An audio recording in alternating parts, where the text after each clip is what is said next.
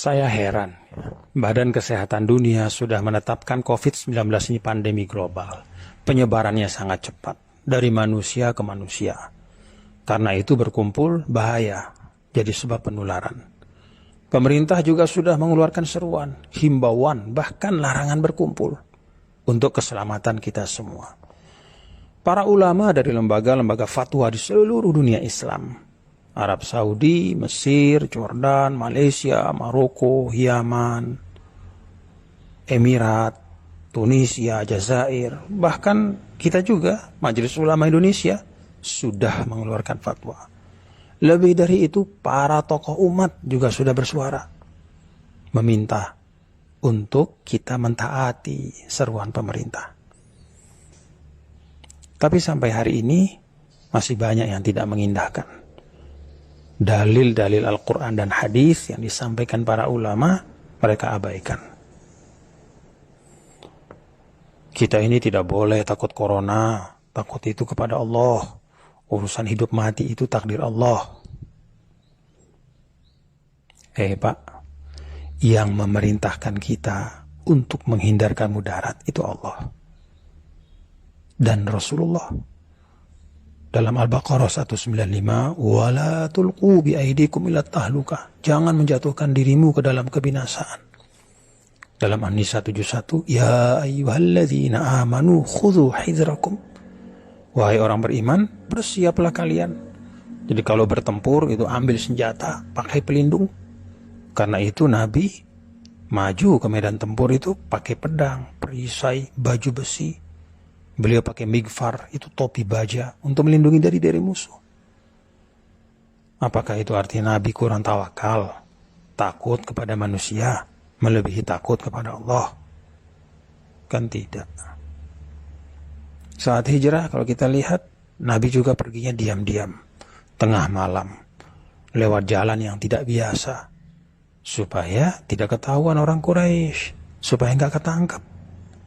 Apa itu artinya Nabi penakut? Pada saat penyakit menular, kata Nabi, firro minal majzum, firoroka minal asad.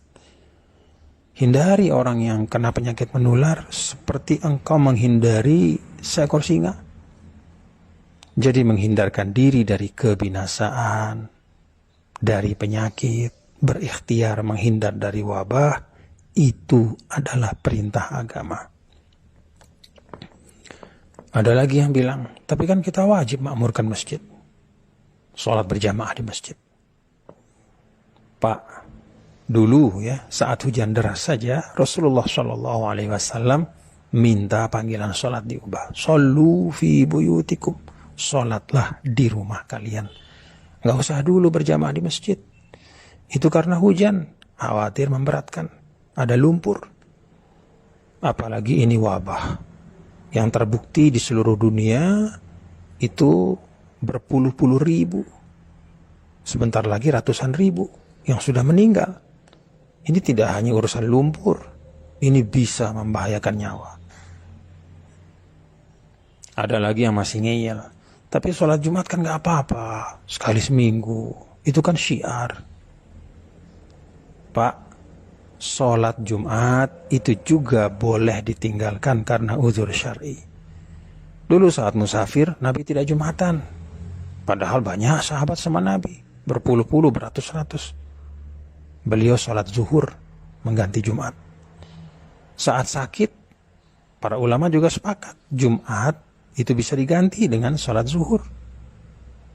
Nah sekarang ini fatwa sudah banyak, jelas, tegas. Untuk kemaslahatan umum, memutus rantai penyebaran wabah, menyelamatkan jiwa manusia.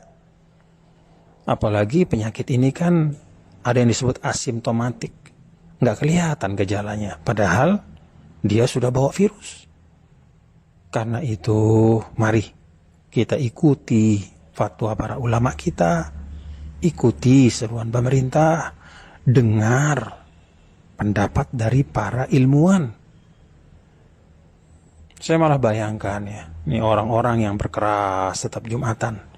Kalau mereka hidup sama Rasul dulu, mungkin Rasul SAW sendiri mereka lawan.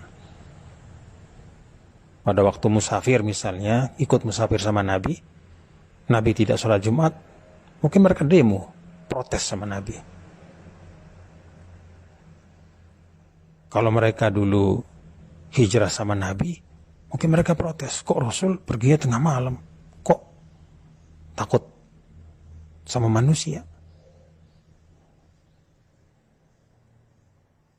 Pada saat diminta untuk sholat berjamaah di rumah, mungkin mereka demo juga sama Nabi. Ya Rasulullah, ini kok disuruh sholat di rumah? Kan rumah Allah itu masjid. La haula wa la quwata illa billah. Nah, inilah beragama yang disebut dengan at-tadayyun bil hawa wa laysa bil ilmi. Beragamanya itu dengan hawa nafsu, egoisme, bukan dengan ilmu. Perasaannya, anggapannya, itu yang dijadikan pedoman. Bukan tuntunan Allah dan Rasulnya. Bukan arahan para ulama yang merupakan warasatul anbiya, penerus para nabi dan rasul. Saya jadi ingat ayat 103, 104 surah Al-Kahf. Qul hal nunabbi'ukum bil akhsarina a'mala alladzina dhalla sa'yuhum fil hayatid dunya wa hum yahsabuna annahum yuhsinuna sun'a. Katakanlah wahai Muhammad, apakah perlu kami beritahu orang-orang yang paling merugi? Itulah orang-orang yang sia-sia perbuatan mereka, padahal mereka menyangka mereka sudah berbuat yang sebaik-baiknya.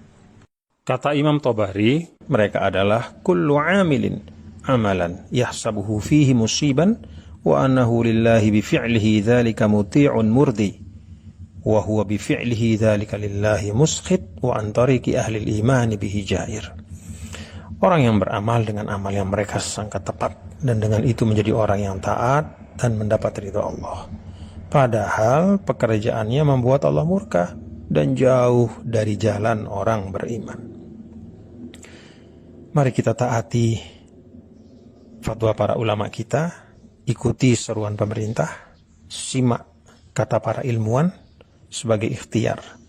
Semoga wabah ini segera berlalu dari tengah-tengah kita.